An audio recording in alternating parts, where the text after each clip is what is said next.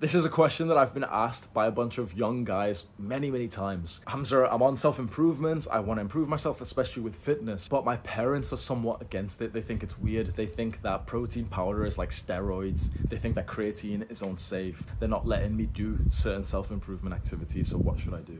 I could make a very soft video like everyone else would, and they'd be like, oh, you know, you live underneath your parents' house, and so you've got to... Everyone will say that to you. I take a slightly different approach, which is a bit more offensive and insulting to your parents. And I don't mean to be disrespectful, but it is the truth, right? I've said before, only take advice from people that you want to be more like. And so I need you to do something right now which might open up your eyes. See your parents as just people who aren't related to you, and just ask yourself, do you want to be more like them? Ask yourself, do you really look up to them? Not for them being your parents. Just see them as a standalone man and a standalone woman. It's fucking ruthless to do this, but just ask yourself, are they successful?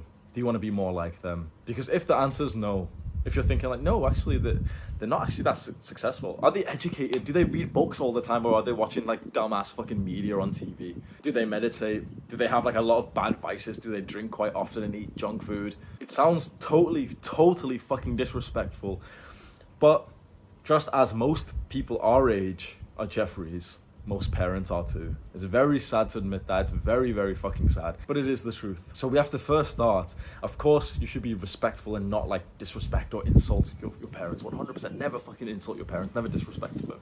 But you should have this in mind where you just think, you know what?